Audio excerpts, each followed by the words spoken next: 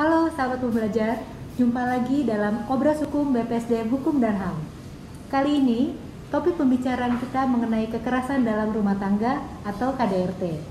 Dan narasumber kita dari penyuluh hukum BPSDM Hukum dan HAM, yaitu Pak Rohim. Halo Pak Rohim, gimana kabarnya? Alhamdulillah baik. Selamat siang, Mbak Lia. Selamat siang Pak Rohim. Jadi untuk topik obrolan hukum kita kali ini tuh mengenai KDRT nih, Pak Rohim. Kalau kita lihat banyak sekali berita-berita kekerasan dalam rumah tangga. Kalau dari segi hukum itu, KDRT itu apa sih Pak Rohim? KDRT itu adalah suatu tindakan kekerasan yang menimbulkan kepada seseorang, terutama wanita, yang akan mengganggu jiwanya, terutama fisiknya, psikisnya, maupun kekerasan yang ditimbulkan akibat kekerasan di dalam rumah tangga tersebut. Begitu ya Pak Rohim. Kemudian kalau untuk kriteria dari KDRT itu sendiri apa aja tuh Pak Rohim? Mengenai kriteria itu sendiri, yang pertama adalah mengenai kekerasan fisik yang mengakibatkan rasa sakit atau jatuh sakit atau luka berat terhadap wanita, ataupun ini di sini bukan terhadap wanita aja dalam kekerasan rumah tangga tersebut, bisa juga terhadap kaum pria. Oh gitu ya. Iya, jadi nggak hanya perempuan aja gitu. Tidak ya? hanya perempuan saja. Jadi banyak terjadi pun seorang perempuan melakukan kekerasan terhadap suaminya, ya sedangkan mungkin ya istri mungkin untuk kerasnya barangkali ya Mbak Lia ya. Tapi kan kasusnya nggak sebanyak perempuan yang nggak sebanyak perempuan. ya. Dan yang kedua, kekerasan fisik yang mengakibatkan hilangnya kemampuan untuk bertindak, rasa tidak berdaya dan atau penderitaan psikis berat. Kalau sudah terjadi kayak gini, mungkin seorang wanita dia kan berkewajiban untuk mengurus rumah tangga. Kalau sampai terjadi hal yang kayak begini, dia sudah tidak bisa lagi menjalankan aktivitasnya sebagai ibu rumah tangga. Dia tidak bisa lagi untuk masak, mungkin kerja suaminya, mengurus anak-anaknya kalau sudah ada terjadi kejadian kayak gini. Dan yang kemudian, untuk yang ketiga, kekerasan seksual yang meliput pemaksaan hubungan seksual kepada salah satu anggota keluarga atau pemaksaan hubungan seksual dengan tujuan komersial. Contohnya banyak terjadi mungkin karena akibat suami tidak kerja, ya kan, akhirnya istri lah disuruh cari nafkah untuk dengan cara menjual diri. Itu pun tidak boleh dilakukan. Itu pun merupakan kekerasan dalam rumah tangga karena sudah memanfaatkan fisik daripada wanita untuk diperjualbelikan contohnya. Dan kemudian ada lagi yang keempat, penelantaran rumah tangga yang meliputi perbuatan tidak memberikan penghidupan atau perawatan atau meninggalkan istri, tidak memberikan nafkah lahir dan batin. Itu pun termasuk dalam kekerasan dalam rumah tangga juga, karena menurut undang-undang perkawinan itu ada yang namanya 3 bulan berturut-turut wanita tidak diberikan nafkah lahir maupun batin. Itulah, kalau tidak salah Mbak ya, itulah akan jatuhlah talak 1 dia kepadanya karena itu tidak memberikan nafkah. Itu pun merupakan suatu tindakan kekerasan dalam rumah tangga. Oh begitu ya. Jadi kalau dari KDRT ini, kasus KDRT ini yang ada lingkup di dalam rumah tangga, berarti kan itu keluarga ya Pak Rohim ya. Untuk korbannya sendiri, kan tadi Pak Rohim bilang tidak hanya suami sebagai korban atau istri sebagai korban, siapa lagi tuh Pak Rohim yang menjadi korban? Di dalam korban, pasal 2 Undang-Undang KDRT telah menentukan siapa saja yang dapat dikategorikan sebagai korban dalam lingkup rumah tangga, yaitu suami terutama, istri, dan anak. Dan kemudian yang kedua, orang-orang yang mempunyai hubungan keluarga dengan orang sebagaimana dimaksud pada huruf A karena hubungan darah, perkawinan, persusuan, pengasuhan, dan perwakilan yang menetap dalam rumah tangga, dan atau yang ketiga, orang yang bekerja membantu rumah tangga dan menetap dalam rumah tangga tersebut. Contohnya begini.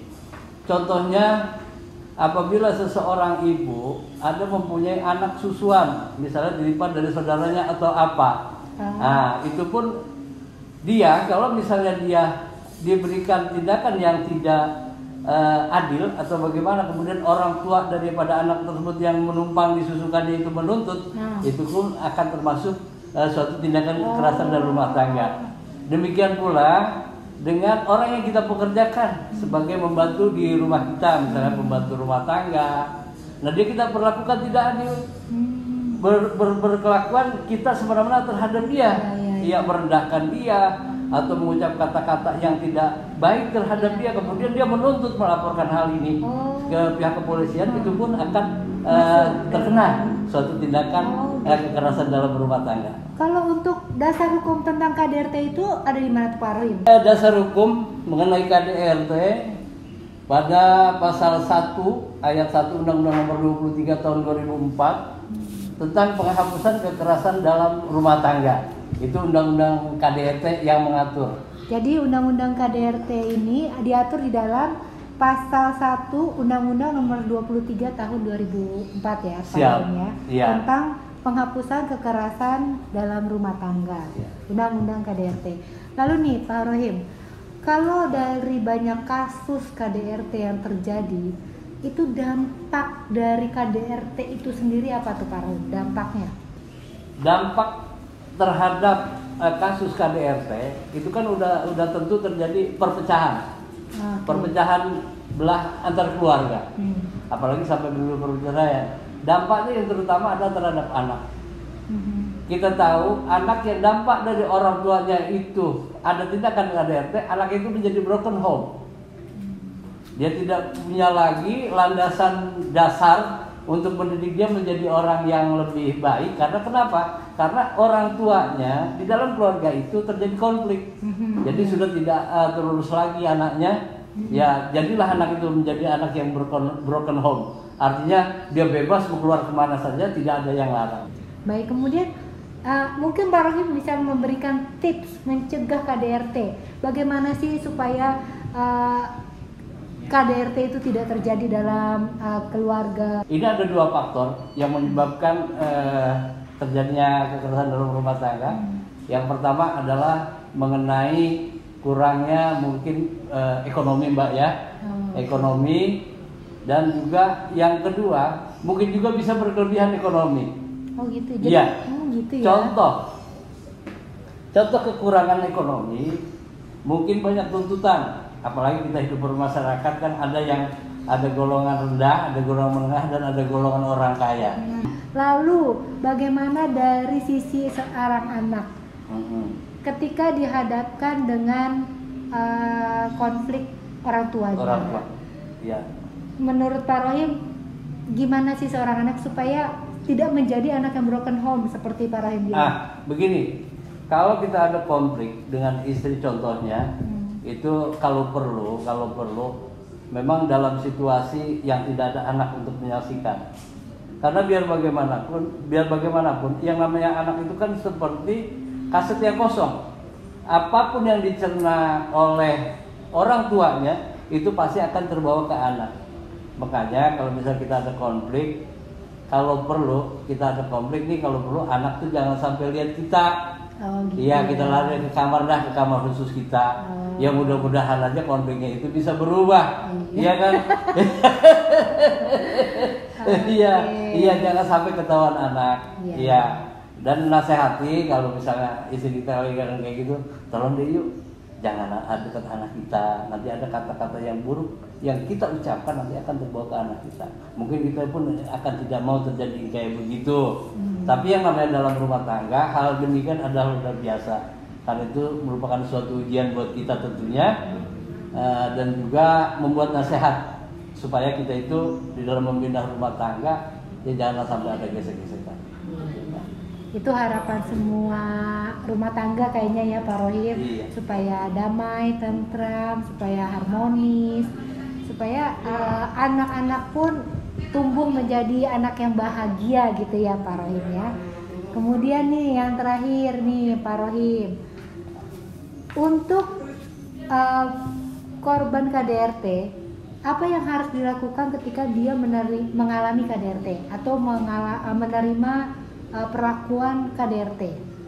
Ya, sesuai dengan pasal 26 Undang-Undang KDRT, selanjutnya memberikan hak bagi korban untuk melaporkan secara langsung, untuk memberikan kuasa pada keluarga atau orang lain untuk melaporkan kekerasan dalam rumah tangga kepada pihak kepolisian. Dengan demikian, Anda berhak untuk melaporkan kekerasan yang dialami kepada polisi atas dasar Undang-Undang KDRT tersebut. Jadi lapor ke polisi gitu. Lapor ke polisi apabila benar-benar memang terbukti dan ada sesuatu tindakan kekerasan yang menimbulkan fisik daripada orang yang dilakukan kekerasan tersebut, fisiknya menjadi lemah atau sampai hilang ingatan, itu bagi para pelaku dikenakan sanksi penjara 5 tahun dengan denda 15 juta rupiah. Itu Mbak, di dalam Undang-Undang KDRT disebutkan begitu. Dan apabila dia melakukan tindakan kekerasan tetapi tidak menghilangkan orang tersebut akan fisiknya atau biasa-biasa saja, itu hanya dikenakan denda kurungan penjara selama 4 bulan dan denda sekitar 5 juta rupiah. Itu kalau sampai tidak terbukti bahwa dia dilakukan kekerasan dengan menimbulkan suatu penyakit yang keras atau yang berat, nah itu akan didenda. Mungkin maksudnya adalah yang 15 juta itu denda adalah bagi korban KDRT yang mengalami kekerasan fisik, kelihatan misalnya berdarah atau lebam gitu ya, Be. Iya. Jadi kalau kekerasan verbal, misalnya kekerasan dikata-katain, diucapin perkataan kasar, perkataan yang itu termasuk kekerasan dalam rumah tangga nggak Pak Rohim? Itu termasuk yang tadi. Termasuk yang mana? Yang denda yang 5 juta. Yang 5 juta dan kurungan 4 bulan. Oh, baik. Jadi ada pepatah kata begini nih. Ini bukanlah pantun, tapi ini suatu nasihat buat kita. Ini boleh juga dikatakan pantun, boleh juga dikatakan suatu peringatan buat kita. Kadang-kadang orang berkata kan dengan lidah itu kan tidak sadar kita kan. Lidah tidak bertulang lah istilahnya. Lidah tidak bertulang. Jadi ada peribahasa mengatakan begini, jika pedang melukai tubuh, masih ada harapan sembuh. Jika lidah melukai hati, hendak kemana obat akan dicari. Iya. Mantap itu. Mantap, Iya, baik. Iya. Jadi diskusi kita udah banyak nih Pak Rohim, pembahasan mengenai kekerasan dalam rumah tangga, di mana untuk kekerasan dalam rumah tangga itu sudah diatur di dalam Undang-Undang Nomor 23 Tahun 2004 tentang penghapusan kekerasan dalam rumah tangga. Baik sahabat pembelajar, demikian obras hukum kita kali ini. Semoga apa yang kami diskusikan bermanfaat bagi kalian semua. Terima kasih sudah menyaksikan. Salam pembelajar. Udah. Harus Bapak